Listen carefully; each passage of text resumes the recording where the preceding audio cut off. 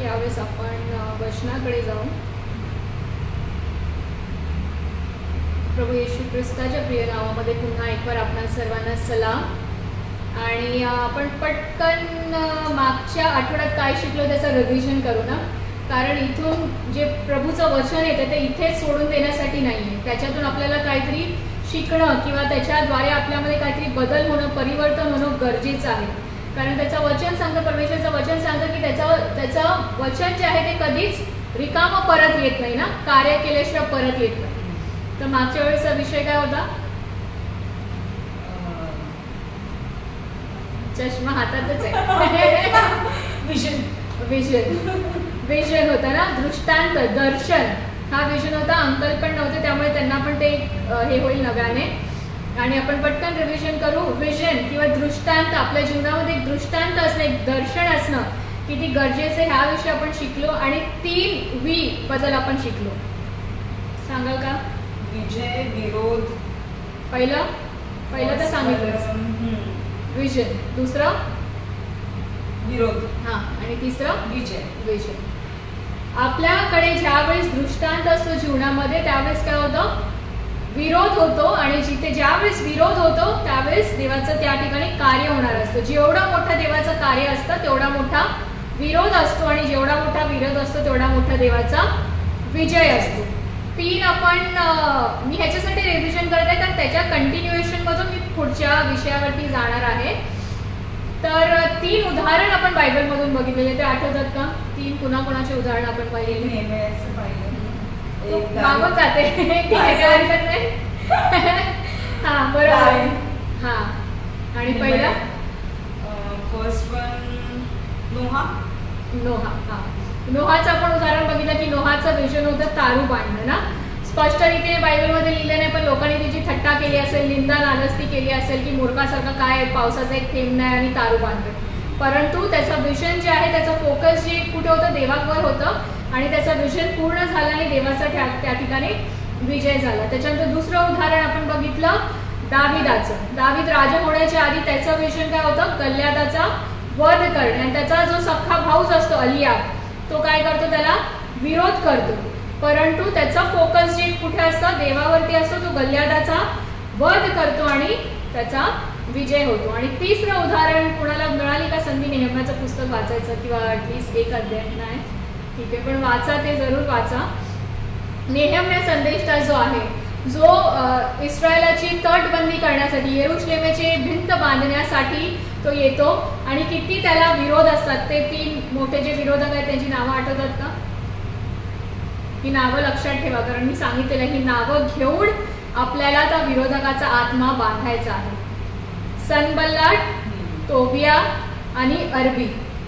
सनबल्लाट, तोबिया आणि अरबी हे विरोधकाचे आत्मे आजही कार्य करतात. तर हे 3 आत्म्याची नावं घेऊन आपल्याला ते काय करायचंय? ज्यावेळेस पण आपण चांगलं कार्य काही करणार असेल तर आपल्याला काय करायचे? विरोधकाचे आत्मे काय करायचे? बांधून टाकायचे येशूच्या नावामध्ये. आणि शक्यतो काय करायचंय? चांगलं काम करत असलं की तोंड बंद ठेवायचं, शक्यतो झाल्याशिवाय कळवायचं नाही. मागच्या वेळेस शेवटचं उदाहरण देता मी ते अर्धवट राहिलं, मला ते नंतर जाणवलं ज्यावेळेस मी सांगत होती की घर घ्यायच्या वेळेस जास्त लोकांना माहीत नव्हतं, ते कार्य सुरळीत झालं. US ला जायच्या वेळेस दुसऱ्यांदा गेले त्यावेळेस माहीत नव्हतं, सुरळीत जाणं. पण पहिल्यांदा ज्यावेळेस मी जाणार होती, ज्यावेळेस माझ्या मम्मीने अगदी सगळ्यांना गवगवा करून टाकला की माझी मुलगी US ला जाणार आहे, आणि त्यावेळेस माझं जाणं झालं नाही. कारण 1 एप्रिल 2020 ला मी पहिल्यांदा जाणार होती. माझं तिकीट त्यावेळेस बुक होतं, परतीचं पण बुक होतं. 1 एप्रिल 2020 काय झालेलं त्या वर्षी आठवतं? कोविड. 20 मार्चला, 1 एप्रिलला माझं तिकीट होतं जायचं, आणि 20 मार्चला आपल्या मोदी साहेबांनी काय केलं? जनता कर्फ्यू लावला. ज्या मावशीकडे मी जाणार ती मावशी म्हटली काय तू कॅन्सल करू नको, शेवटपर्यंत थांबून राहा, जर यायला देत असतील, संधी मिळत असेल तर तू ये. आणि शेवटी काय झालं? सगळे फ्लाईट्स वगैरे सगळे कॅन्सल केले आणि माझं जाणं झालंच नाही. मी असं नाही परत की माझ्या मम्मीमुळे झालं किंवा काय, पण आपण नाही सांगू शकत ना कशा प्रकारे विरोधकाचा आत्मा कार्य करतो. तर त्यामुळे मी काय म्हटलं होतं? कार्य होऊ दे. आपल्या शब्दांपेक्षा कृतीने ज्यावेळेस कार्य ते संपुष्टात येईल त्यावेळेस आपण मन भरून त्याची स्तुती प्रशंसा करू शकतो. आता पुढे अजून एक आपण उदाहरण बघू, अजून 2 उदाहरणं बघू, जे 2 उदाहरणं एकच आहेत. याच विषयाला घेऊन मग आपण पुढे जाऊ. देव जो पिता आहे, देव जो पिता याचं विजन काय असू शकतो? आपला जो देव आहे, आपण देव पिता पुत्र पवित्र आत्मा म्हणतो ना, तर देव जो पिता ह्याचा विजन काय? चुकलं चूक बरोबर काय नाही, जे उत्तर तुम्हाला वाटतं तुमच्या मनाने तुम्ही सांगू शकता तुमच्या अनुभवाच्या नुसार.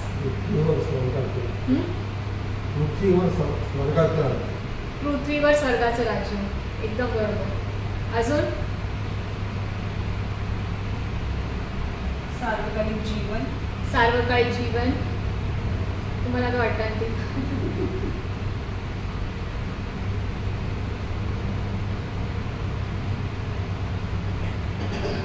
आपण प्रभूची प्रार्थना म्हणतो ना, अंकलनी एकदमच चोख सांगितलं. नंदिताचं पण बरोबर आहे. सार्वकालिक जीवन आपल्याला मिळावं आणि स्वर्गाचं राज्य जे आहे ते देवाने शिकवलेली, येशूने शिकवलेली प्रार्थनेत आपण म्हणतो ना, त्याचं राज्य पृथ्वीवर यावं आणि मानवतेला पापापासून मुक्त करणं. कारण आधी ज्यावेळेस देवाने एका उद्देशाने मनुष्याला बनवलं ना, आदामाने हवेला त्याच्या संगतीमध्ये राहण्यासाठी, पण पापामुळे काय झालं, ते विभक्त झाले. पापापासून मुक्त करण्यासाठी आणि ती विभक्तता जी आहे ती भरून काढण्यासाठी आणि स्वर्गाचं राज्य पृथ्वीवर आणणं हे देवाचं विजन होतं ना. आणि त्यांनी काय केलं ते विजन पूर्ण करण्यासाठी? देव पित्याने काय केलं? आपलं विजन स्वर्गाचं राज्य पृथ्वीवर आणण्यासाठी, मानवतेला सार्वकालिक जीवन देण्यासाठी, मानवतेला पापापासून मुक्त करण्यासाठी काय केलं? आपला पुत्र. योहान 3:16. पोपटासारखं तोंडपाठ आहे ना. देवाने जगाला एवढी प्रीती केली की त्यांनी आपला एकुलता एक पुत्र दिला, ह्यासाठी की जो कोणी त्याचा विश्वास ठेवितो त्याला सार्वकालिक जीवन प्राप्त व्हावे. त्यांनी काय केलं? त्याचं विजन पूर्ण करण्यासाठी त्याचा एकुलता एक पुत्र दिला. आता पित्याचं विजन आपण बघितलं, पित्याचं दर्शन बघितलं. आता पुत्र आलेला आहे. पुत्राचं विजन काय होतं? येशू ख्रिस्ताचं विजन काय होतं? पापांपासून मुक्त, म्हणजे एकच होतं. ओके, हा, साल्वेशन, उद्धार. आणि काय म्हणू शकतो आपण आणखी? येशू ख्रिस्ताचं काय विजन होतं? आपण काही वचनं बघू. योहान 5:30 आणि लूक 22:42. पित्याची ओळख करून देणे. जवळ आला. तू म्हटलंस ते पण बरोबर आहे, पण आपण वचनातून अधिक स्पष्ट रीतीने बघूया. योहान 5:30 वाचते का कोणी? मोबाईल माझा मोबाईलच बंद.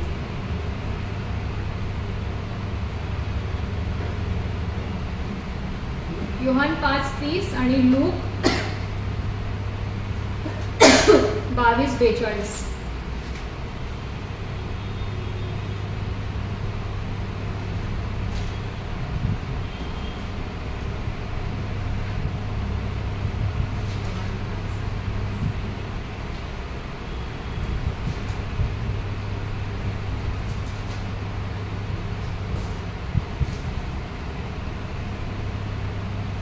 मला स्वतःहून काही करता येत नाही. जसे मी ऐकतो तसा न्याय निवाडा करतो आणि माझा निवाडा यथार्थ आहे. कारण मी स्वतःच्या इच्छेप्रमाणे नव्हे, तर ज्याने मला पाठवले त्याच्या इच्छेप्रमाणे करायला पाहतो. कुणाच्या इच्छेप्रमाणे? त्याच्या इच्छेप्रमाणे. त्याच्या म्हणजे कुणाच्या? त्याच्या. मग येशू ख्रिस्ताचं विजन काय होतं? त्याच्या इच्छेप्रमाणे. पित्याची इच्छा पूर्ण करणे. पित्याची इच्छा काय होती, विजन काय होतं ते आपण बघितलं ना. आणि येशू ख्रिस्ताचं विजन काय होतं? पित्याची इच्छा पूर्ण करणे. अजून एक वचन आपण बघू. लूक 22:42. हे पित्या, तुझी इच्छा असली तर हा प्याला माझ्यापासून दूर कर, तरी माझ्या इच्छेप्रमाणे नको, तुझ्या इच्छेप्रमाणे होऊ दे. येशू ख्रिस्ताचं विजन काय होतं? काय बघितलं आपण? कुणाची इच्छा? पित्याची इच्छा पूर्ण होणे.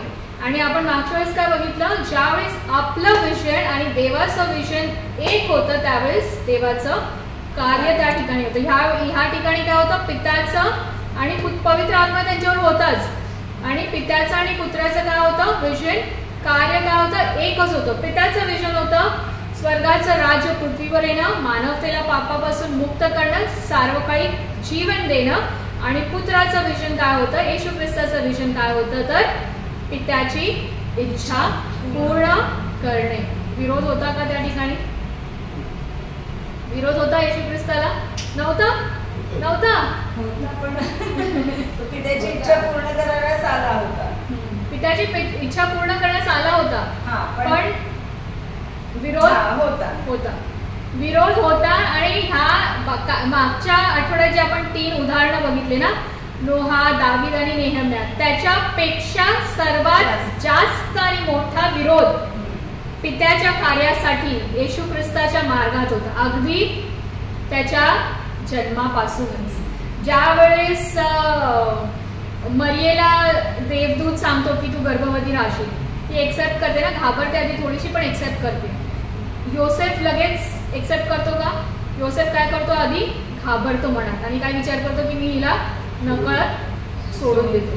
पण ज्यावेळेस देवदूत त्याला सांगतो त्यावेळेस तो एक्सेप्ट करतो. तो कुठेतरी तो थोडा होता, विरोधाचा आत्मा होता, पण तिथे पवित्र आत्म्याने कार्य केलं. त्याच्यानंतर काय होतं, हेरोद राजा काय फरमान काढतो येशूच्या जन्माच्या वेळेस?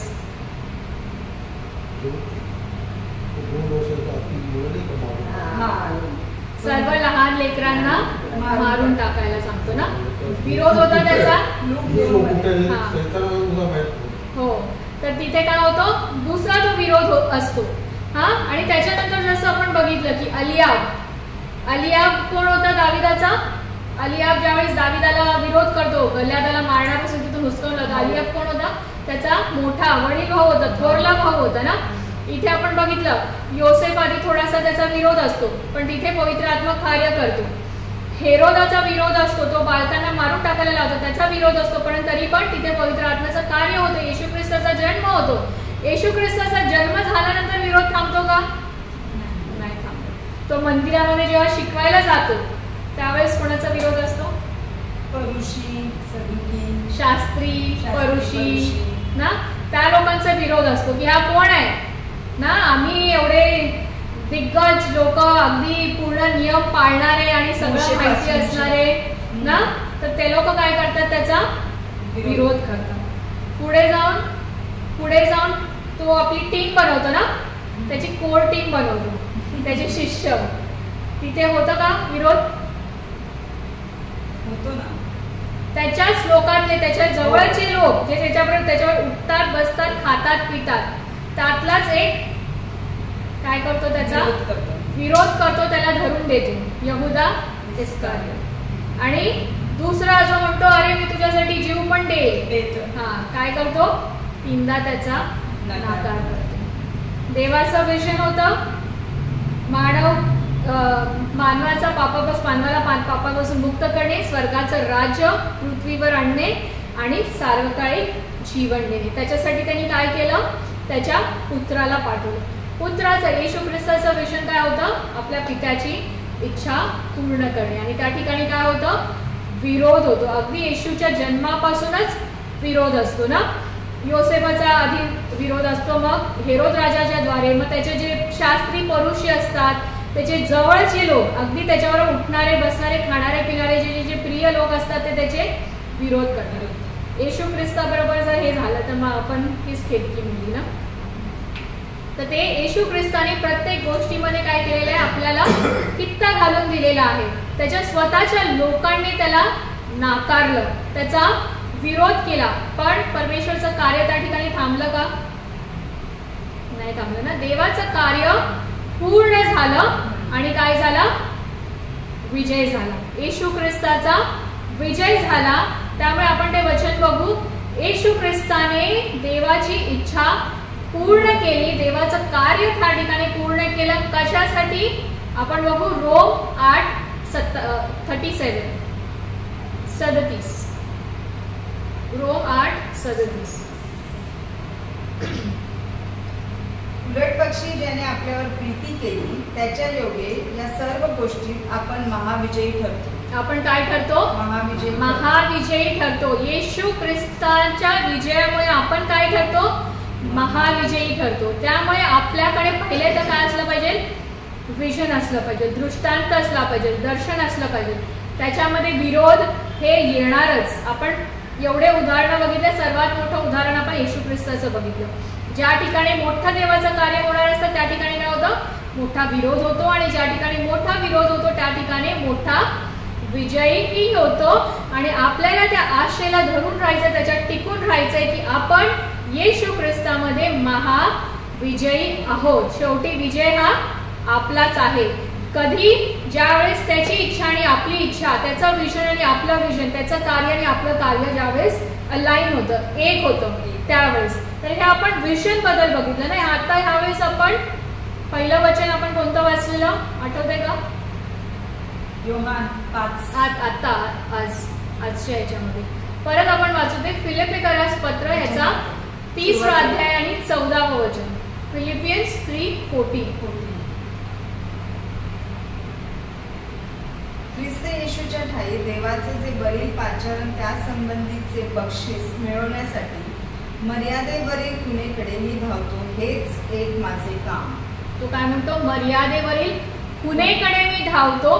खूण म्हणजे काय आहे त्या ठिकाणी? इंग्लिशमध्ये जर आपण वाचलं तर असं लिहिलेलं आहे, I press toward the goal for the prize of the upward call of God in Christ Jesus. Goal, एक आपल्या आयुष्यामध्ये गोल असणं की मला ह्या गोष्टी अचीव करायच्या आहेत ना, ते गोल असणं खूप गरजेचं आहे. विजन हे मोठी अम्ब्रेलाचा वरचा भाग झाला, त्याच्या खाली येतं गोल आणि त्याच्या खाली येतं आपण तिसरी गोष्ट आपण बघणार आहोत काय आहे ना. आपण जेव्हा लहान लेकरं शाळेत जातात ना त्यावेळेस आपण त्यांना विचारतो की तुला मोठं होऊन काय व्हायचंय ना, विचारतो ना. आता आपण मोठे झालेले आहोत, आपल्यालाच माहिती ना आपल्याला काय करायचं आहे आयुष्याचं ना. लहान लेकरांना आपण काय विचारतो की त्यांच्याकडे ते विजन असणं, गोल असणं की बाबा मला डॉक्टर व्हायचंय, पायलट व्हायचंय, इंजिनियर व्हायचंय, कलेक्टर व्हायचंय. का? कारण त्यांचं जे विजन असेल, ते जे गोल असेल त्या हिशोबाने ते पुढे जाऊन प्रशिक्षण घेतील आणि they will move according to that. त्या धावेकडे ते काय म्हटलेलं आहे पौलानी त्या वचनामध्ये? पुणेकडे मी धावतो. पुणेकडे तू धावतो. ते खून एक गोल असणं आयुष्यामध्ये. नाहीतर काय चाललंय आपलं, उठतोय, खातोय, पितोय, जेवतोय, कामाला जातोय, झोपतोय आणि परत आपलं तेच जीवितक्रम चालू आहे. आयुष्यात काय ध्येयच नाही, काय गोलच नाही. तर ते गोल असणं आपल्या आयुष्यामध्ये खूप गरजेचं आहे. आता फेब्रुवारी मार्च या महिन्यामध्ये कॉर्पोरेटमध्ये एक हवा चालू असते ना. ह्या दिवसामध्ये काय होतं? तुमच्याकडे होतं का अप्रेझल वगैरे? होत नाही ते नंतर असतं. अच्छा, नंतर होते ना, जूनमध्ये असतं. अच्छा, ओके. आमच्याकडे कॉर्पोरेटमध्ये मोस्टली फेब्रुवारी मार्चमध्ये अप्रेझल्स होतात, इन्क्रीमेंट होतात. इन्क्रीमेंट असंच नाही होत ना, पगारवाढ अशीच नाही होत. जशी शाळेमध्ये पुढच्या वर्गात जाण्यासाठी आपल्याला परीक्षा द्यावी लागते, त्याच्यात उत्तीर्ण व्हावं लागतं, मग पुढच्या वर्गात आपण जातो. तसंच ऑफिसेसमध्ये ज्यावेळेस आपण काम करतो आपली पगारवाढ अशीच होत नाही ना. वर्षभर आपण जी मेहनत करतो त्याचं इव्हॅल्युएशन होतं. आपले जे वरिष्ठ अधिकारी असतात, मॅनेजर असतात, ते इव्हॅल्युएट करतात, बाबा वर्षभर तू काय काम केलं आणि त्याच्या हिशोबाने ते आपली पगारवाढ. अंकल तुम्ही बँकेत होतात ना, बँकेमध्ये कसं करायचे? स्टेज असायचं, 5 वर्ष तुम्हाला इतके वाढले, 5 वर्ष त्याचे ते अवॉर्ड म्हणतात. अवॉर्ड पाहिजे ते वर्षाला वाढायचं ना, ते 5 वर्ष. आणि असंच देऊन टाकायचे की काम बघायचे? काम करणं. अच्छा, बरं आहे. मग बँकेमध्ये जॉब बघायला पाहिजे, काम करा किंवा नका करू, पगारवाढ. पण तरी काही ठिकाणी काहीतरी एक स्लॅब असतो, राईट? हा, काहीतरी त्यांची प्रगती बघणार, प्रगतीनुसारच ते देणार, असंच पगारवाढ नाही देणार, बरोबर ना. एखाद्या व्यक्ती, आता तुम्ही जसं म्हणता की काम करो किंवा न करो, एखादा व्यक्ती अगदीच आपल्या वेळेनुसार येतोय, कधी पण उठून कधी पण जातोय, सुट्ट्या घेतोय मनसोक्त, अशा व्यक्तीचं करणार का पगारवाढ? नाही. अच्छा अच्छा, ठीक आहे. काय असतं, दर 5 वर्षांनी परत दुसरा अवॉर्ड येतो, सॅलरी वाढली जाते. ओके, अच्छा, चांगली गोष्ट आहे.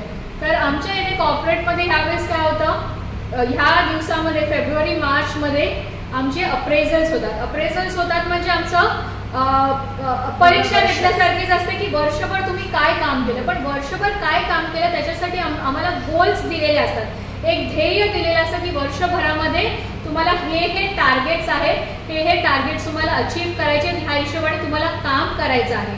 आणि मग ह्या दिवसांमध्ये आम्हाला ते सेल्फ इव्हॅल्युएट म्हणजे स्वतःचं आम्हाला स्वतः परीक्षण करायचं असतं की हे तुम्हाला गोल्स दिलेले त्यातून किती तुम्ही अचीव्ह केले आहेत ना, कुठल्या किती पर्सेंटेज पर्यंत तुम्ही अचीव्ह केलेले आहेत ते आपण स्वतः इव्हॅल्युएट करायचं.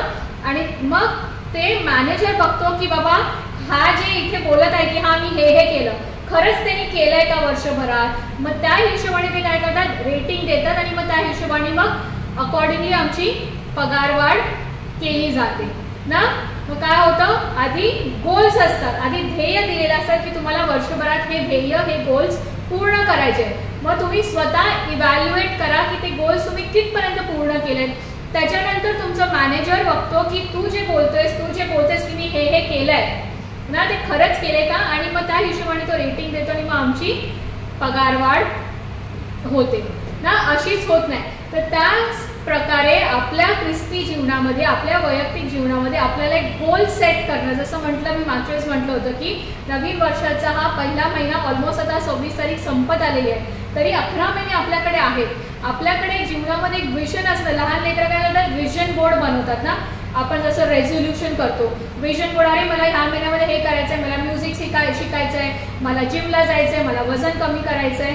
तर हे एक विजन असणं आणि त्या हिशोबाने आपल्याला गोल सेट करणं. जर माझं हे मोठं ध्येय आहे ना, जसं पास्टर अब्राहम शेखरांनी म्हटलं होतं, त्यांचं पॉलिटिक्समध्ये जाण्याचा ह्या वयामध्ये त्यांचं विजन आहे. त्याच्यासाठी ह्या वयात त्यांनी काय केलं, कॉलेजमध्ये ऍडमिशन घेतलं आणि त्याचं प्रशिक्षण त्यांनी घेतलं. ते त्यांचं विजन काय आहे, पॉलिटिक्समध्ये जाणं. त्याच्यासाठी त्यांचा गोल काय होता, त्याचं शिक्षण घेणं. मग त्यांनी ते ऍडमिशन घेतलं ना, ते प्रशिक्षण त्यांनी घेतलं. तर आपलं विजन काय आहे, मग त्याच्यासाठी आपण काय गोल सेट करतोय आपल्या आयुष्यामध्ये ते आपल्याला गरजेचं आहे ना. आणि गोल्सच्या खाली विजन, गोल्स आणि एक to do list. To do list म्हणजे मला नाही माहित किती जण असे करतात, तर माझ्या मॅनेजरनी मला शिकवलेलं की आपल्याला ऑफिसमध्ये भरपूर कामं असतात ना, एका पाठोपाठ एक हे सेंड करायचं. बँकेमध्ये पण तुम्हाला कॅश कलेक्शन, चेकबुक, हे पासबुक, हे सगळं. नंदिताचं मला इतकं काम माहिती नाही, पण जरुरी नाही की त्या दिवसाचं सगळंच काम आपण त्या दिवशी पूर्ण करू शकतो.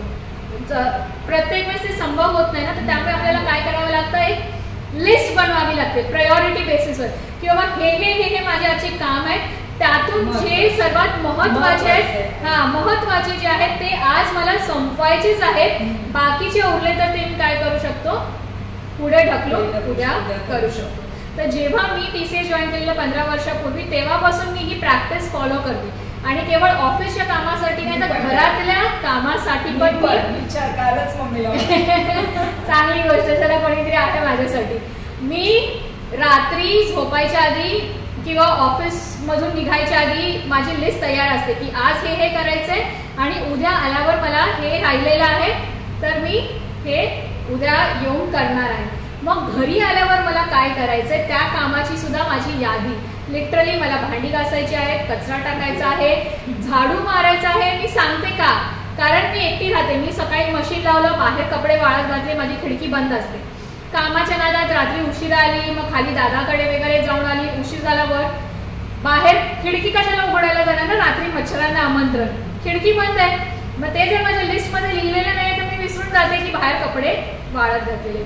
मशीनमध्ये कपडे टाकलेले असतात, ते लिहिलेलं असेल तर मी विसरून जाते की मला मशीन लावायचं आहे. झाडू मी एकटीच राहते, कचरा येत नाही जास्त, त्यामुळे मला दररोज झाडू मारायची गरज नाही लागत, त्यामुळे मी ती लिहून ठेवते. मग त्यातल्या त्यात कधी अशी आजारी पडली किंवा कधी उशीर झाला तर ठीक आहे, एखाद दिवस नाही झाडू मारलं तर नाही मारलं, एखाद दिवस नाही भांडी घासली, एखाद दिवस नाही कपडे मशीन लावलं तर नाही लावलं. पण ते टू डू लिस्ट असणं.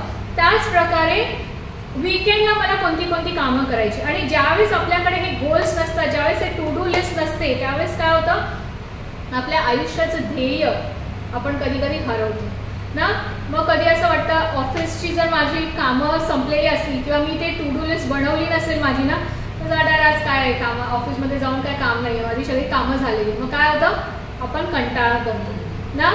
घरात वीकेंडला मग काय होतं, चला आज तर आपल्याला काय काम नाहीये, लिस्ट बघितली नाहीये, काय कामं लिहिलेलीच नाही, म्हणजे आपल्याला असं करण्यासारखं महत्वाचं काय काम नाही. मग काय, आरामात उठा, रेंगाळत टाइमपास करा, टीव्ही बघा, ह्या गोष्टींकडे आपलं लक्ष जातं.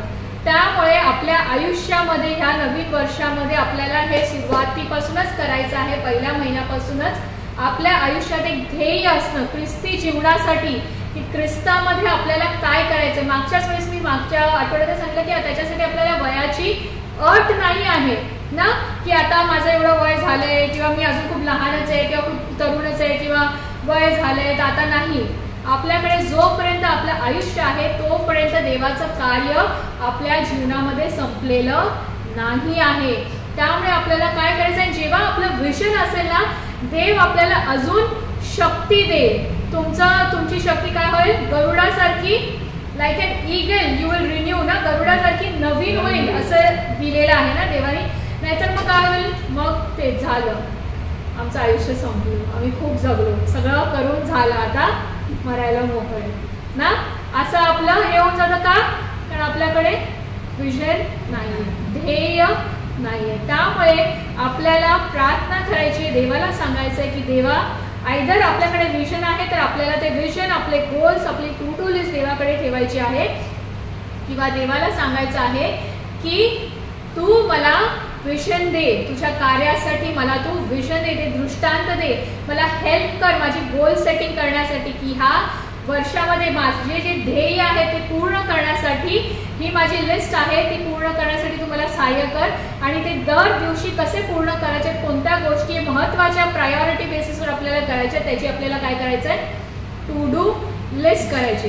आता माझं विजन मी मागच्या वेळेस सांगितलं ना, माझं जे विजन होतं ज्यावेळेस मी ख्रिस्ताचा स्वीकार केला, मी बघायची स्वतःला की मी काय करत आहे, समोर उभी राहून वर्शिप लीड करत आहे, कुठेतरी ते विजन पूर्ण होत आहे. माझा गोल काय आहे ते आपण बघू. माझ्या फेसबुक अकाउंटवरती तू आहेस ना, हो, you can open my account. माझं अच्छा, चालू नाहीये बरं. मग प्रेषितांची कृत्ये 20 आणि 24, 20वा अध्याय आणि 24वा वचन. ज्यावेळेस मी माझं फेसबुक अकाउंट ओपन केलं, कव्हर एक आपला डीपी असतो, प्रोफाईल पिक्चर, आणि एक कव्हर पेज असतो ना वर. आता किती जवळ 15-20 वर्ष झाले असतील माझं फेसबुक अकाउंट ओपन, पण माहित नाही. पण त्याचा कव्हर पेज मी कधीच चेंज केला नाही, कारण माझ्या आयुष्याचं गोल मला माहिती आहे की तेच आहे. बऱ्याच वेळा मी त्याच्यातून भरकटते, परत त्या मार्गात येते, परत भरकटते, पण मला माहिती आहे की माझ्या आयुष्याचा गोल तो आहे, आणि माझाच नाही परंतु प्रत्येक ख्रिस्ती व्यक्तीचा तो ध्येय आहे, आपल्याला जाणून घेणं गरजेचं आहे. आपण त्या वचन यावेळेस वाचू ना. हा, प्रेषितांचे कृत्य, प्रेषितांचे कृत्ये 20 आणि 24.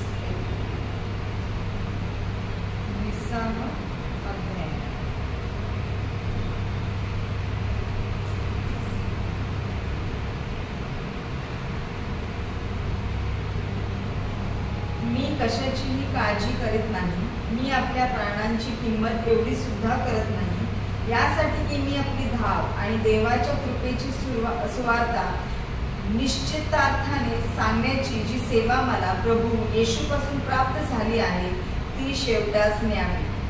कोणती सेवा प्राप्त झालेली आहे? सगळ्यांना सेवा प्राप्त झालेली आहे, सगळ्यांना दिलेली आहे ही आज्ञा देवाने, की युगाच्या समाप्तीपर्यंत आपल्या बरोबर आहे. आपल्याला काय करायचंय, जगाच्या कानाकोपऱ्यापर्यंत त्याचं नाव घेऊन. शेवटचं ते 2 लाईन पुन्हा वाचशील.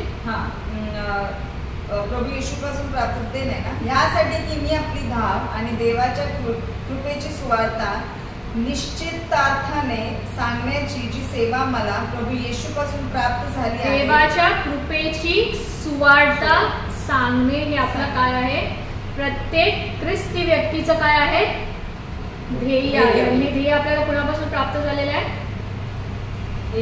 येशू ख्रिस्तापासून प्राप्त झालेलं आहे ना प्रत्येकाला. तर ते आपलं ध्येय आपल्याला लक्षात ठेवणं आणि ती धाव धावणं. ती धाव ज्यावेळेस आपण धावू आणि संपू तेव्हा आपण काय म्हणू शकू पावलासारखं, की मी माझी धाव संपवली आहे ना, मी माझी चांगली धाव संपवली आहे. आणि ज्या प्रकारे फिलिप्पियरास पत्र 3:14 जे पहिलं वचन आपण वाचलं, तो काय म्हणतो की माझं जे ध्येय आहे, माझं जे गोल आहे, त्याचा प्राइज मिळवण्यासाठी मी मी ख्रिस्ताकडे बघून, येशू ख्रिस्ताकडे बघून माझी ती धावत आहे.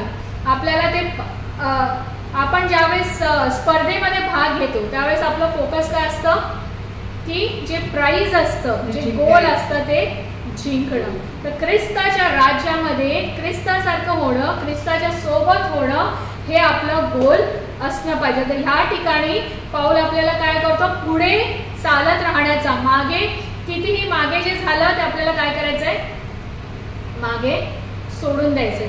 आजच्यासाठी जगायचंय पण भविष्यासाठी आपल्याला योजना आखायच्या आहेत आणि त्या योजना आपल्याला काय करायच्या आहेत, देवाच्या हाती ठेवायच्या आहेत. झालं त्याच्यातून आपल्याला शिकायचं आहे. आपल्या भूतकाळात ज्या गोष्टी झाल्या त्याच्यातून आपल्याला शिकायचं आहे, आजच्यासाठी जगायचं आहे आणि भविष्यासाठी आपल्याला विजन, दृष्टांत ठेवायचं आहे, दर्शन ठेवायचं आहे, गोल्स ठेवायचे आहे, आपली टू डू लिस्ट बनवायची आहे आणि भविष्यासाठी ख्रिस्तामध्ये आपल्याला योजना आखायची आहे.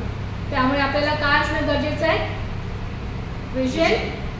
विजन पूर्ण करण्यासाठी गोल्स आणि गोल्स पूर्ण करण्यासाठी एक टू डू लिस्ट आपल्याला तयार करणं गरजेचं आहे. तर या दिवसांमध्ये, या आठवड्यामध्ये आपण प्रार्थना करू आणि देवाला सांगू की तू जे विजन दिलेलं आहेस मला, किंवा तू एक नव्याने मला एक दर्शन दे की मी कशा रीतीने तुझ्या राज्याच्या वाढीसाठी कार्य केलं पाहिजे आणि जी येशू ख्रिस्ताकडून आपल्याला गोल जे प्राप्त झालेला आहे त्याच्यासाठी मी कशा प्रकारे कार्य करू शकतो किंवा शकते ह्याच्याबद्दल आपण देवाकडे प्रार्थना करू. यावेळेस आपण वचनासाठी प्रार्थना करू आणि आपल्या देशासाठी प्रार्थना करू आणि जे आपले आनंद जीवन वर्शिप सेंटरची 11वी जी ॲनिव्हर्सरी आहे त्यासाठी आपण प्रार्थना करू आणि मग सभेला सांगू. धन्यवाद प्रेम गौरवशाली देप्पा, तुझ्या नावाला मान, महिमा, गौरव, स्तुती, आराधना देते. तुझं नाव मी उंचावते प्रिय परमेश्वर देप्पा. आज पुन्हा एकदा प्रभू तुझ्या वचनाच्याद्वारे माझ्याशी आणि आम्हा सर्वांशी तू बोललास, खूप काळ स्तुती करते प्रभू. खरोखर प्रिय परमेश्वर देप्पा, तुझ्या वचनाच्याद्वारे आम्हाला दाखवून दिलंस की पिता परमेश्वर देप्पा की पित्याचं देखील एक विजन होतं प्रभू, पित्याचं देखील तुझं देखील एक विजन होतं प्रभू की तुझं स्वर्गाचं राज्य या पृथ्वीवर यावं, आम्हाला सारं जीवन मिळावं प्रभू आणि मानवतेला तू पापापासून मुक्त करावं प्रभू. आणि त्यासाठी तुझ्या पुत्राला येशू ख्रिस्ताला तू आमच्यामध्ये पाठवलंस आणि तुझ्या पुत्राची येशू ख्रिस्ताची इच्छा आणि तुझी इच्छा एक होती प्रिय परमेश्वर देप्पा. त्या ठिकाणी अनेक असे विरोध होते प्रभू, परंतु प्रिय परमेश्वर देप्पा तुझं कार्य पूर्ण झालं आणि येशू ख्रिस्ताचा विजय झाला आणि येशू ख्रिस्ताच्या विजयाच्या द्वारे आम्ही महाविजयी ठरलो. त्याबद्दल तुझ्या नावाला धन्यवाद देतो प्रिय परमेश्वर देप्पा. त्यामुळे प्रिय परमेश्वर देप्पा प्रभू आज आमच्या जीवनामध्ये प्रभू एक स्वर्गीय विजन, एक दृष्टांत, एक गोल तू ध्येय दे प्रिय परमेश्वर देप्पा. जे ध्येय आम्ही पुढे ठेवून प्रभू त्याच्या पुढे आम्ही प्रभू आमची धाव घेऊ प्रिय परमेश्वर देप्पा. तर विजन आहे ते गोल पूर्ण करण्यासाठी प्रभू. आणि कितीही विरोध, कितीही अडखळण आली प्रिय परमेश्वर देप्पा तरी प्रभू ख्रिस्तामध्ये आम्ही महाविजयी आहोत हे अभिवचन तो आम्हाला दिलेला आहे. सर्वचर आम्हाला धन्यवाद देते, तुझी स्तुती करते प्रिय परमेश्वर देप्पा. प्रभू आजच्या ह्या प्रजासत्ताक दिनाच्या निमित्ताने प्रभू आमच्या देशासाठी मागते प्रिय परमेश्वर देप्पा. आम्हाला या भारत देशामध्ये तू ठेवलेला अचूक काळ स्तुती करते प्रभू. आमच्या देशाची उन्नती आणि प्रगती तुझ्या हाती समर्पित करते प्रिय परमेश्वर देप्पा. प्रभू आमच्या देशामधला सर्व भ्रष्टाचार प्रिय परमेश्वर देप्पा आणि सर्व प्रभू नकारात्मक गोष्टी येशूच्या नावात तू काढून टाक प्रिय परमेश्वर देप्पा. जे सर्व चुकीच्या प्रकारचं राजकारण घडत आहे प्रभू ते येशूच्या नावाने तू काढून टाक प्रिय परमेश्वर. आणि प्रभू आमच्या पुढाऱ्यांनी चांगलं राजकारण देशाच्या उन्नतीसाठी करावं असं तू कर प्रभू. आमच्या देशाची आर्थिक परिस्थिती तू बदल प्रिय परमेश्वर देप्पा. स्त्रियांना सुरक्षितता मिळावी असं तू होऊ दे प्रिय परमेश्वर देप्पा. आणि आमच्या देशाची प्रभू तू प्रगती आणि उन्नती कर प्रिय परमेश्वर देप्पा. भारत देशामध्ये येणाऱ्या दिवसामध्ये प्रभू तुझं कार्य व्हावं प्रभू. तुझ्या प्रभू प्रत्येक लोकांपर्यंत येशूचं नाव पोहोचावं प्रिय परमेश्वर देप्पा असं तू होऊ दे प्रिय परमेश्वर देप्पा. आणि त्याच्यासाठी येणाऱ्या दिवसात आम्हाला प्रभू सज्ज कर प्रिय परमेश्वर देप्पा. प्रभू त्याच प्रकारे आम्ही मागतो आनंद जीवन वर्शिप सेंटर प्रभू मागील 11 वर्ष ही मंडळी तू चालवत आहेस प्रभू. आणि प्रभू या मंडळीचं नेतृत्व करणारे आमचे पुढारी जे आहेत प्रभू पास्टर धीरज शिंदे त्यांच्यावर तुझा आशीर्वाद पाठव प्रिय परमेश्वर देप्पा. त्यांचं जे विजन आहे प्रभू 2000 लोकांचं ते येणाऱ्या दिवसात पूर्ण व्हावं असं मी प्रार्थना करते प्रिय परमेश्वर देप्पा. तर त्या ठिकाणी सेलिब्रेशन करायचं असताना त्या सर्व लोकांना तू आशीर्वादित कर प्रिय परमेश्वर देप्पा. प्रभू या मराठी मंडळीसाठी तुझ्याजवळ मागते प्रिय परमेश्वर देप्पा. या येणाऱ्या दिवसामध्ये ही जागा तू भरून काढणार आहेस प्रिय परमेश्वर देप्पा.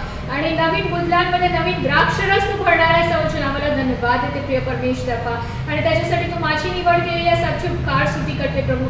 तुझ्या सुरक्षेचं कवच माझ्या भोवती तू ठेव प्रिय परमेश्वर बाप्पा. प्रभू येथून आम्ही पुढे जात असताना आपल्या घरी जात असताना माझ्याबरोबर बर्फे अंकल आंटी नंदिता बरोबर तू राहा प्रिय परमेश्वर बाप्पा. मागील आठवडाभर तुझं तू सांभाळायचं असा येणारा आठवडा तू आशीर्वादित कर प्रिय परमेश्वर बाप्पा. प्रभू आमचं आयुष्य भविष्य तुझ्या हाती समर्पित करते. आमचं जीव प्राण आत्मा शरीर तुझ्या पवित्र हाती समर्पित करते. आणि या सर्व विनंती गरजा तुझा ऐकून त्या पुत्र येशू ख्रिस्त माझा तारणार प्रभूच्या प्रियनी गुणात मागतो म्हणतोय. आमेन. प्रभूने शिकवलेली प्रार्थना आपण म्हणूयावेस. हे आमच्या स्वर्गातील पित्या तुझे नाव तुझे राज्य जसे स्वर्गात तसेच पृथ्वीवर तुझ्या इच्छेप्रमाणे आमची रोजची प्रत्याशा जशी आम्ही तसेच आमच्या आणि